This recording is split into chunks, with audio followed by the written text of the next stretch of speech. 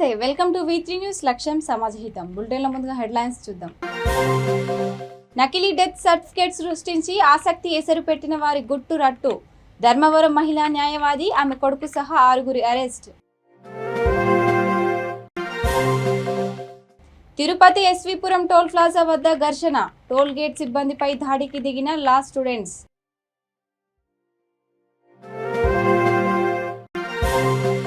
అడుగుకో గుంత నినాదంతో జనసేన పాదయాత్ర.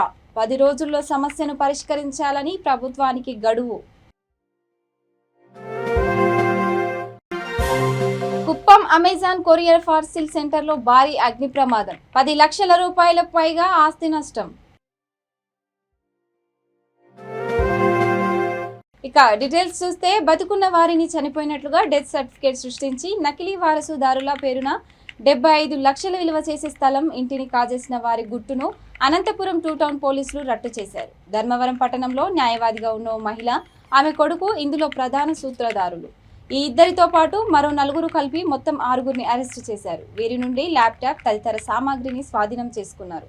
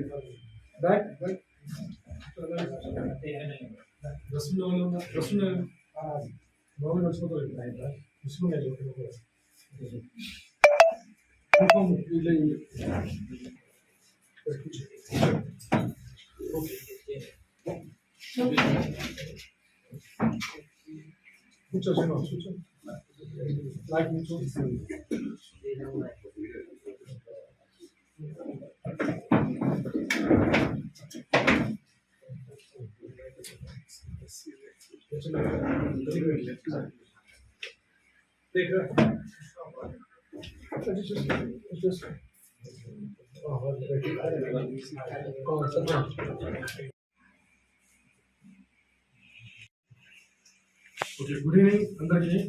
ఈరోజు ప్రెస్ మీట్ ముఖ్య విషయం ఏమిటంటే, మీకు తెలిసిన విషయమే, పుత్తూరు పోలీస్ స్టేషన్లో ఈ నెల 11వ తేదీన శ్రీరాములు నాయక్ అనే వ్యక్తి ఒక ఫిర్యాదు ఇవ్వడం జరిగింది. ఇది యాక్చువల్గా ముందు మన ఎస్పీ గారికి స్పందన ఇచ్చారు. ఆయన ఆదర్శ నగర్లో ఉండే ఇల్లు ఉంది, ఒకటి 5.12 సెంట్స్ ఉండే ఏరియా ఉండే ఇల్లు ఉంది. దాని వర్త్ వచ్చేసి 75 డాక్యుమెంట్స్ క్రియేట్ చేశారని ఒకటి లాకప్ కంప్లైంట్ ఇవ్వడం జరిగింది. దానిపైన మా జిల్లా ఎస్పీ గారి ఆదేశాల మేరకు ఇమీడియట్గా 2 టౌన్ సిఐ గారు శివరాములు, ఎస్ఐ శ్రీనివాస్, జయరామ్ నాయక్, వాళ్ళ సిబ్బంది అందరూ కూడా దాన్ని కేసు నమోదు చేసి దర్యాప్తు చేయడం జరిగింది. దర్యాప్తులో చూసిన వాస్తవాలు ఏమిటంటే, మొత్తం మేమంతా కూలంకషంగా అన్ని ఆధారాలను పరిశీలించి పిమ్మట ఆ డెత్ సర్టిఫికేట్ అన్ని కూడా ఫేక్. అంటే ఎక్కడ ఏ కదిరి మున్సిపాలిటీ ఆఫీస్లో క్రియేట్ చేసిన డాక్యుమెంటేషన్ ఉంది, కానీ కదిరి మున్సిపాలిటీ అధికారులు అటువంటి డాక్యుమెంట్ ఇవ్వలేదు, సర్టిఫై చేయడం జరిగింది. అదేవిధంగా ధర్మవరం ఎంఆర్ఓ వంశవృక్షం ఇచ్చినట్టు ఉంది లీగల్ హెయిర్ సర్టిఫికేట్, అది కూడా ఫేక్. ఆ ఎంఆర్ఓ కూడా ఇది నాకు అర్థం కాదని చెప్పి క్లియర్గా అక్షరం ఇచ్చాడు. దాని తర్వాత ఇది క్లియర్గా ఫ్యాబ్రికేట్ చేస్తారని మాకు అర్థమైంది. తర్వాత మేము విచారిస్తే దర్యాప్తులో వెలిగించిన విషయాలు ఏంటంటే, ధర్మవరం చెందిన కట్టా శ్రీదేవి అనే ఒక న్యాయవాది, మహిళా న్యాయవాది, ఆమె కొడుకు గణేష్, వీళ్ళిద్దరూ, తర్వాత అనిల్ కుమార్, తర్వాత ఈ సాంబశివ, లోకేష్, వీళ్ళందరూ కూడా కుట్రబన్ని ఈ కాస్ట్లీ ల్యాండ్ను కాజేయాలని ఈ డాక్యుమెంట్స్ను క్రియేట్ చేయడం జరిగింది. అంటే ముఖ్యంగా దీంట్లో ఈ న్యాయవాది వచ్చేసి ఆమె కట్టా శ్రీదేవి, వాళ్ళ అబ్బాయి మెయిన్ రోడ్ ఉంది. వీళ్ళు ఏం చేశారంటే, ఈ హౌస్ సైట్ సంబంధించిన తిరుపతి జిల్లా వడమాలపేట మండలం ఎస్వీపురం టోల్ ప్లాజా వద్ద ఘర్షణ నెలకొంది. తమిళనాడుకు చెందిన లా స్టూడెంట్స్ టోల్ గేట్ సిబ్బందిపై దాడికి దిగారు. పుత్తూరు ప్రైవేట్ కళాశాలలో లా చదువుతున్న తమిళనాడు విద్యార్థులు తిరుపతిలో కొద్ది రోజులుగా పరీక్షలు రాస్తున్నారు. పరీక్షలు చివరి రోజు కావడంతో తిరుపతి నుంచి తిరుగు ప్రయాణంలో టోల్ ప్లాజా వద్ద లా విద్యార్థి కార్ టోల్ రుసుం చెల్లింపులో టోల్ యాజమాన్యం సిబ్బందితో గొడవకు దిగారు. వారి మధ్య మాట పెరిగి విద్యార్థులు సిబ్బందిపై హెల్మెట్తో దాడి చేశారు. విషయం తెలుసుకున్న పోలీసులు ఘటనా స్థలానికి చేరుకొని పరిస్థితిని అదుపు చేసేందుకు ప్రయత్నించారు.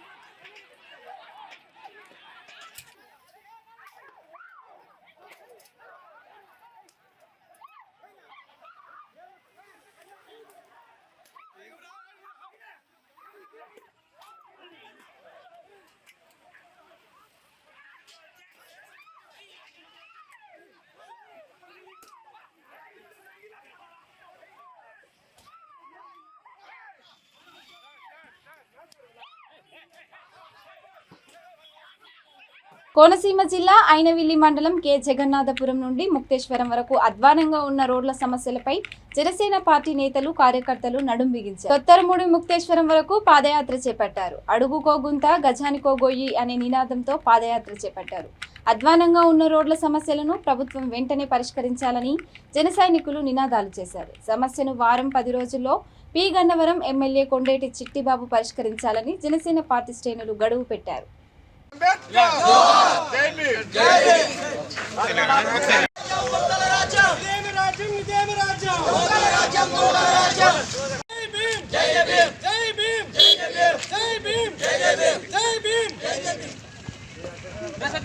చిత్తూరు జిల్లా కుప్పంలో అమెజాన్ కొరియర్ పార్సెల్ సెంటర్లో భారీ అగ్ని ప్రమాదం చోటు చేసుకుంది. కుప్పం పైబాట గుడిపల్లి రోడ్డు మనీ కాంప్లెక్స్ లో పార్సెల్ సెంటర్ ఉంది. అగ్ని ప్రమాదంలో 10 లక్షల రూపాయలకు పైగా ఆస్తి నష్టం సంభవించి ఉంటుందని అంచనా వేస్తున్నారు.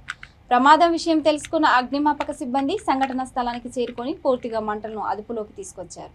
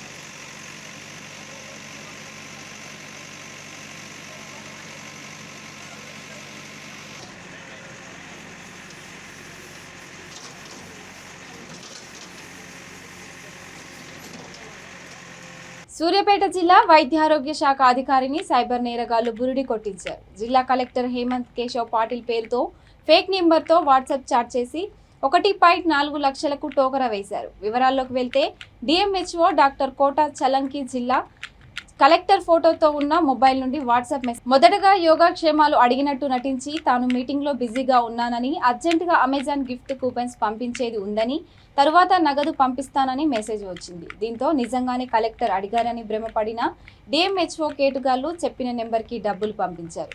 అయినప్పటికీ ఇంకా కూపన్స్కి సరిపోలేదని, తాను బయటికి వచ్చే పరిస్థితి లేనందున 1.2 లక్షలు పంపించాలని అడిగారు. దీంతో అనుమానించిన డిఎంహెచ్ఓ కలెక్టర్ సీసీకి ఫోన్ చేసి సదరు నెంబర్ని పోల్చి చూడగా అది కలెక్టర్ నెంబర్ కాదని, మోసపోయానని తెలుసుకొని సైబర్ క్రైమ్ పోలీసులకు ఫిర్యాదు చేశారు.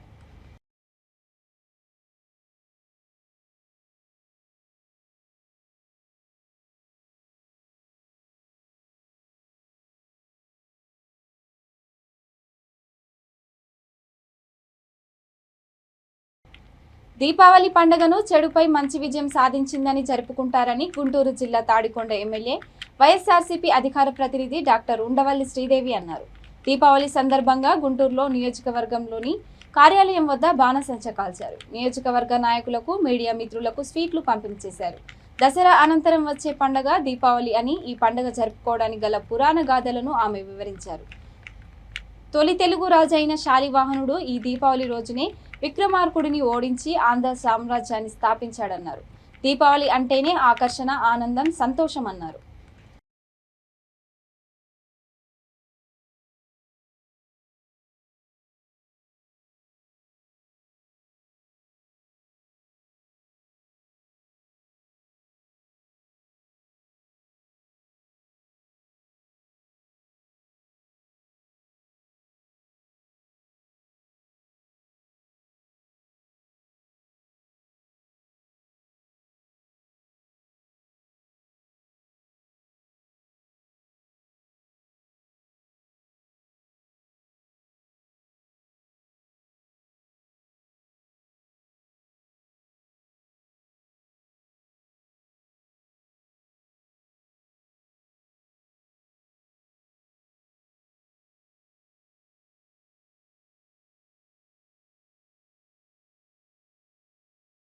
నమస్కారం. ఈరోజు తాడికొండ నియోజకవర్గంలో పార్టీ ఆఫీస్లో ఈరోజు దీపావళి సెలబ్రేషన్ చేయడానికి ఇక్కడికి వచ్చిన ముఖ్య నాయకులందరికీ, వైఎస్ఆర్సీపీ కార్యకర్తలకి, మండల అధ్యక్షులకి, ఎంపీటీసీలకి అందరూ కూడా నా హృదయపూర్వక ధన్యవాదాలు. ఈరోజు మనము దీపావళి ఎందుకు చేసుకుంటున్నాం అంటే, చెడుపై మంచి సాధించిన విజయానికి ప్రతీకే దీపావళి. దీపావళి అంటే దీపాల వరుస.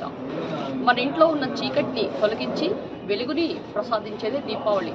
దీపావళి అనే పండుగకి మతం లేదు, కులం లేదు. ప్రపంచవ్యాప్తంగా ప్రతి ఒక్కరు కూడా ఎంతో విజయోత్సవంగా సెలబ్రేట్ చేసుకునేదే దీపావళి పండుగ. ఈరోజు దీపావళి పండుగ గురించి మనం మాట్లాడాలంటే అసలుకి ఏమన్నా దీనికి విశిష్టత ఉందా, ఎందుకు దీపావళి పండుగ చేసుకుంటున్నారని చాలామంది కూడా అనుమానం రావచ్చు. అయితే అశ్వయుజ అమావాస్య రోజు వచ్చే పండుగే దీపావళి పండుగ. అమావాస్యకు పండుగ రావు, కానీ దీపావళి పండుగ స్పెషాలిటీ ఏంటంటే అమావాస్య రోజు వస్తుంది. మరి ఈ రోజు యొక్క ప్రాముఖ్యత ఏంటంటే, మన పురాణాల్లో తీసుకుంటే భూదేవి వరహస్వామి అసుర సమయంలో పుట్టిన నరకాసురుడు ఆయన శ్రీహరి దగ్గరికి వెళ్ళి ఎంతో గొప్పగా తపస్సు చేసుకొని, నాకు ఏదైనా వరం ఇవ్వండి, నేను చావు లేకుండా వరం కావాలి అని కోరుకున్నప్పుడు, మరి పుట్టిన ప్రతి మనిషి కూడా చావు తప్పదు కనుక ఇది కాకుండా ఇంకా ఏదైనా కోరుకోమని అడుగుతాడు శ్రీహరి. కానీ అప్పుడు నరకాసురుడు పట్టు విదలకుండా, సరే నాకు ఒక మార్గం ఇవ్వండి, తల్లి చేతిలో నాకు మరణం ఇవ్వండి అని కోరుకుంటాడు. సరే ప్రసాదించాను పో అంటాడు శ్రీహరి. అయితే శ్రీహరి అంటే శ్రీ మహావిష్ణు. ఎవరైనా కానీ మనం గొప్పగా ఏపీలో కాంగ్రెస్ అగ్రనేత రాహుల్ గాంధీ జోడో యాత్ర విజయవంతమైందని ఏపీసీసీ ప్రధాన కార్యదర్శి చిలక విజయ్ కుమార్ తెలిపారు. ఈ యాత్ర విజయానికి సహకరించిన పార్టీ శ్రేణులకు, ప్రజలకు ఆయన ధన్యవాదాలు తెలియజేశారు. ఈ నెల 18న అమరావతి అంశం మీద రాహుల్ని రాష్ట్ర కాంగ్రెస్ పార్టీ అధ్యక్షుడు శైలజానాథ్ ఆధ్వర్యంలో కలిశామని అన్నారు. రాష్ట్రానికి ఒకే రాజధాని, అది అమరావతి ఉంటుందని స్పష్టం చేశారని, రాజధాని కేసులు సుప్రీంకోర్టులో ఉన్నందువలన అవసరమైన న్యాయ సహాయం కూడా అందిస్తామని రాహుల్ హామీ ఇచ్చారని తెలిపారు. ఈ కార్యక్రమంలో పార్టీ అమరావతి నగర అధ్యక్షుడు కొమ్మునేని సురేష్ బాబు, తుళ్లూరు మండల పార్టీ అధ్యక్షుడు బొర్ర రవిచంద్ర, జిల్లా కార్యదర్శి వెలగలేటి కోటేశు తదితరులు పాల్గొన్నారు. గవర్నర్ గెజెట్ నోటిఫికేషన్ వెళ్ళినప్పుడు గవర్నర్ గారికి కూడా కాంగ్రెస్ పార్టీ ఆధ్వర్యంలో శైలజానాథ్ గారు లేఖ రాశారు, ఈ రాష్ట్రానికి ఒకటే రాజధాని ఉండాలండి అని. ఇలా చూసుకుంటా ఉంటే ప్రతి సందర్భంలో ఈ రోజున కాంగ్రెస్ పార్టీ వెనకబడి ఉండటం వల్ల కానీ, కాంగ్రెస్ పార్టీకి ఈనాటి ఈ రాజకీయ పరిస్థితుల్లో ఉన్నటువంటి సరంజామా మాకు అందుబాటులో లేకపోవటం వల్ల కానీ మేము వెనకబడి ఉండొచ్చు. కానీ నిజాలను ఎవరు పక్కదో పట్టించలేరు. కొంచెం ఆలస్యంగా అయినా సరే నిజాలు బయటకు వస్తూ ఉంటాయి.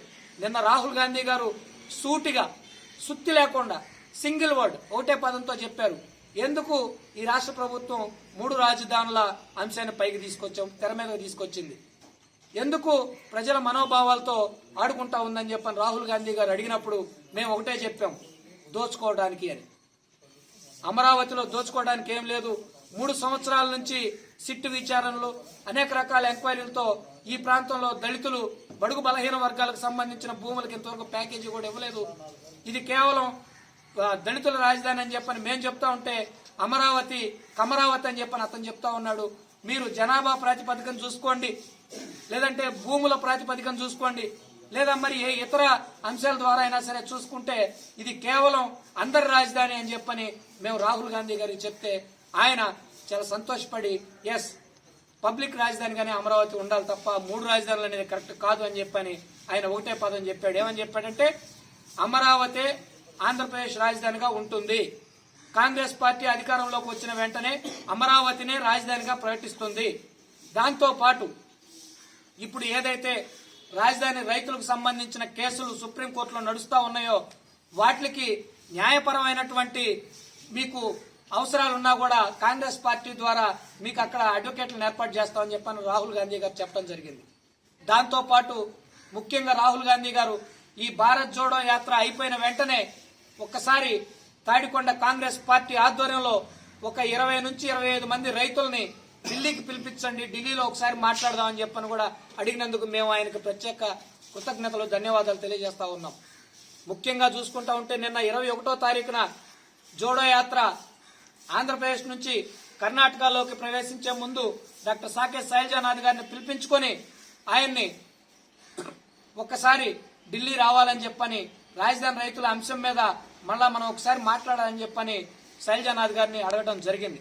కాబట్టి ఏది ఏమైనప్పుడు కూడా కాంగ్రెస్ పార్టీ ఒక్క స్టాండ్ తీసుకుంటే ఆ స్టాండ్ కట్టుబడి ఉంటుందని చెప్పని ఈ దేశ ప్రజలందరికీ తెలుసు. ప్రత్యేకంగా కాంగ్రెస్ పార్టీ నిబద్ధత గురించి ఎక్కడా కొలమానం పెట్టి కొలుచుకోవాల్సిన అవసరం లేదని చెప్పని ఈ రాష్ట్ర ప్రభుత్వం గమనించి రాహుల్ గాంధీ గారు చెప్పిన ఒక్క పదానికి ఎవడైనా ఒక్కడు కౌంటర్ వేయలేకపోయాడు.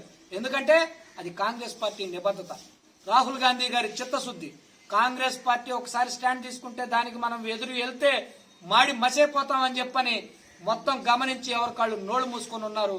కాబట్టి ఏది ఏమైనప్పుడు కూడా కాంగ్రెస్ పార్టీ ద్వారా ఈ ప్రాంత వాసులుగా ఇక్కడ పుట్టి పెరిగినటువంటి బిడ్డలుగా మా వంతు సాయంగా అమరావతికి మేము కృషి చేయడాన్ని మా తరపు నుంచి మేము చాలా సంతోషపడతా ఉన్నాం. విశాఖలో చిన్నారులు అబ్బురపరిచే తమ ప్రతిభతో అదరగొట్టారు. క్వీన్ ఈవెంట్స్ ఆధ్వర్యంలో జరిగిన చిన్నారుల పోటీలు వారిలో దాగి ఉన్న ప్రతిభకు అద్దం పట్టాయి. జూనియర్ మోడల్స్ సెషన్స్ 2 ఆటపాటలు ఇలా విభిన్న అంశాలపై జరిగిన పోటీలో అధిక సంఖ్యలో చిన్నారులు పాల్గొని ఆకర్షించారు. పోటీలకు ముఖ్య అతిథిగా ఎమ్మెల్సీ వరదు కళ్యాణి, వైఎస్ఆర్సీపీ నాయకులు పేడేడ రమణి కుమారి పాల్గొని ఈ పోటీలో గెలిచిన చిన్నారులను అభినందించారు. పిల్లల్లో సృజనాత్మకత వెలికి తీయాలని, దీనికోసం పోటీలు అవసరమని అన్నారు. పిల్లలు కేవలం చదువుకే పరిమితం కాకుండా ఆటపాటల్లో రాణించాలన్నారు.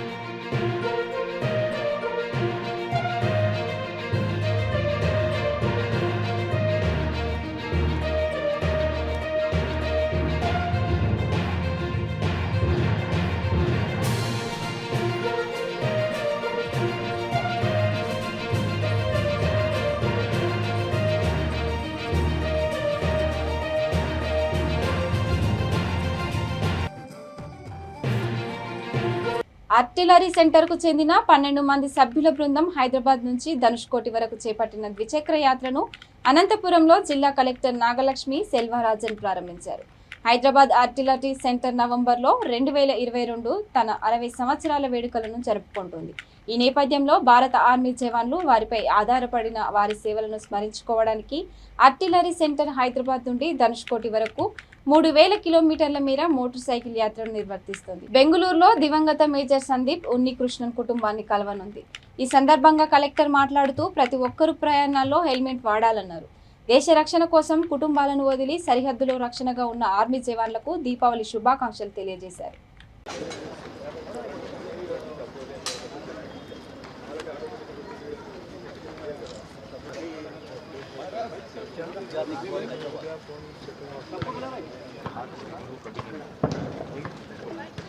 उसके बाद इंट्रोडक्शन जिसकी खत्म है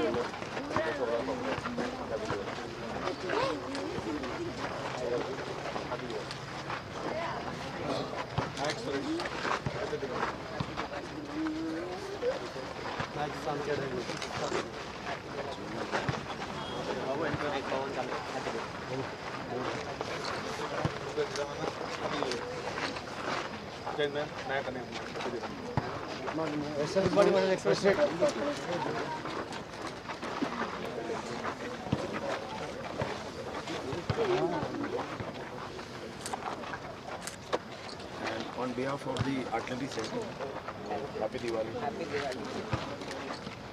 We can move for a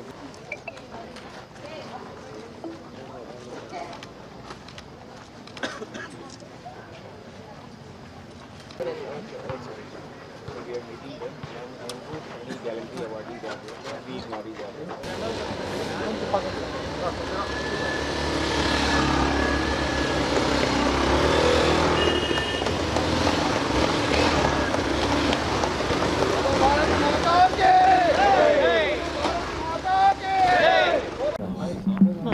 ఓకేనా.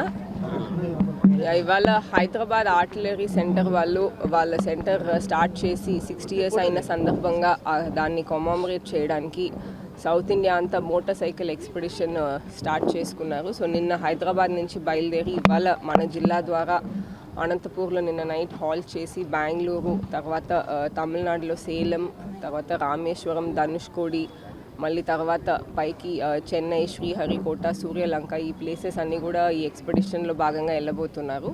ఈ ఎక్స్పెడిషన్ ముఖ్య ఉద్దేశము వాళ్ళ సెంటర్ని 60 years సెలబ్రేట్ చేయడంతో పాటు మనకి ఆర్మ్డ్ ఫోర్సెస్లో ఉండే కెరియర్స్ గురించి పిల్లలతో, యూత్తో మాట్లాడడము, తర్వాత బైక్ ర్యాలీ చేసే ఇంకొక ఫోకస్ ఏంటంటే మనకి ఈ మధ్యన చాలామంది యూత్ బైక్ ప్రిఫర్ చేస్తారు కాబట్టి సేఫ్టీగా బైక్ ఎలా హెల్మెట్తోనూ ప్రాపర్గా నడపాలనే దాని మీద కూడా అవేర్నెస్ ఇస్తూ ప్రతి చోట కూడా ఆన్ ద వే ఉండే మనం ఎవరెవరు ఏదైనా ఆర్మ్డ్ ఫోర్సెస్లో పనిచేసి దాంట్లో మెడల్ సాధించిన వాళ్ళు కానీ, వీర్ చక్రాలు సాధించిన వాళ్ళు కానీ, వాళ్ళ ఫ్యామిలీ కానీ వాళ్ళందరినీ కూడా కలిసేసి వెళ్తున్నారు. సో బెంగళూరులో కూడా మనకి మేజర్ సందీప్ ఉన్నికృష్ణన్ వాళ్ళ పేరెంట్స్ని కలిసేసి వెళ్తున్నారు.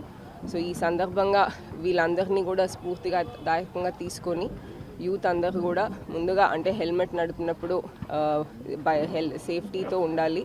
ఇవే కాకుండా మనకి ఆర్మ్డ్ ఫోర్సెస్లో కూడా లుక్రేటివ్ కెరియర్స్ ఉన్నాయి. సో దయచేసి దాని మీద కూడా ఎవరికన్నా దాని మీద ఇంట్రెస్ట్ ఉంటే ఇక్కడ నుంచి స్ఫూర్తి తీసుకోవాల్సిందిగా కోరుతున్నాము. ప్లస్ ఇవాళ ఈ దీవాళి శుభదినం సందర్భంగా ఇక్కడ మనకి ఇక్కడ ఇవాళ 10 members వెళ్ళారు ఎక్స్పెడిషన్లో. బట్ రాష్ట్రం అంతా కూడా దేశం అంతా కూడా మనకి చాలామంది ఆర్మ్డ్ ఫోర్సెస్లో ఉండేవాళ్ళు, యూనిఫామ్ సర్వీసెస్లో ఉండేవాళ్ళు, ఫెస్టివల్స్ ఇవన్నీ కూడా వాళ్ళ ఫ్యామిలీస్ నుంచి దూరం ఉండి చేసుకుంటారు. కాబట్టి వాళ్ళందరికీ కూడా మన అందరి తరపున ఇవాళ మన కృతజ్ఞతలు తెలియజేస్తూ అందరికీ దివాళీ విషెస్ తెలియజేసుకుంటూ సెలవు తీసుకుంటున్నాను. నిజామాబాద్ జిల్లా భీమ్గల్ మండలం కుప్పుకొల్లో స్వర్గీయ వేముల సురేందర్ రెడ్డి జ్ఞాపకార్థం భీమ్గల్ శివసాయి హాస్పిటల్ మేనేజ్మెంట్ ఆధ్వర్యంలో ఉచిత మెగా వైద్య శిబిరం నిర్వహించారు. సర్పంచ్ పీసు Vijayalakshmi, Kammarpalli market committee chairman Gunveer Reddy శిబిరాన్ని ప్రారంభించారు. డాక్టర్ సాయి కుమార్ యాదవ్ మాట్లాడుతూ హాస్పిటల్ ప్రారంభించినప్పటి నుండి ఇప్పటి వరకు వివిధ గ్రామాల్లో 10 మెగా ఉచిత క్యాంపులు నిర్వహించామని తెలిపారు. గ్రామంలో 250 మంది పైగా రోగులకు ఉచిత బీపీ, షుగర్, గుండె పరీక్ష, ఈసీజీ పరీక్షించి ఉచిత మందులు అందజేశారు. ఈ కార్యక్రమంలో మూతాలింబ్రది, డాక్టర్ సూర్యనారాయణ, హాస్పిటల్ సిబ్బంది పాల్గొన్నారు.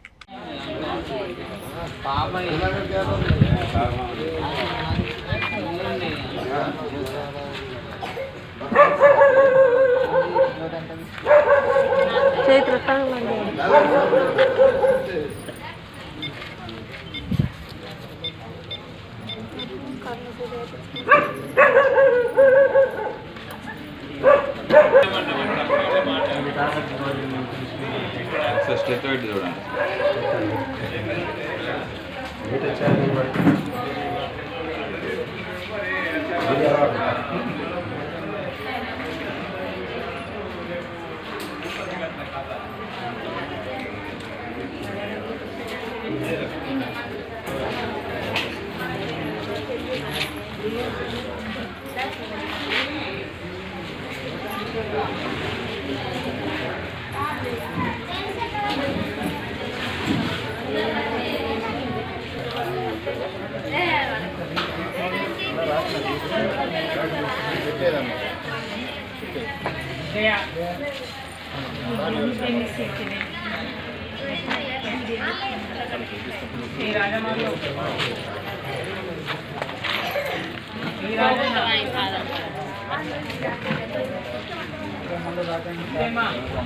బులెటిన్ ముగించే ముందు హెడ్లైన్స్ మరోసారి. నకిలీ డెత్ సర్టిఫికేట్ సృష్టించి ఆసక్తి ఎసరు పెట్టిన వారి గుట్టు రట్టు. ధర్మవరం మహిళా న్యాయవాది, ఆమె కొడుకు సహా 6 అరెస్ట్. తిరుపతి ఎస్వీపురం టోల్ ప్లాజా వద్ద ఘర్షణ. టోల్ గేట్ సిబ్బందిపై దాడికి దిగిన లా స్టూడెంట్స్.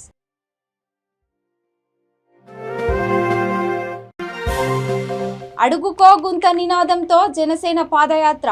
10 రోజుల్లో సమస్యను పరిష్కరించాలని ప్రభుత్వానికి గడువు. కుప్పం అమెజాన్ కొరియర్ పార్సిల్ సెంటర్లో భారీ అగ్ని ప్రమాదం. 10 లక్షల రూపాయలకు పైగా ఆస్తి నష్టం. ఇక ఇవి bulletin updates. Keep watching VT news. లక్ష్యం సమాజ హితం.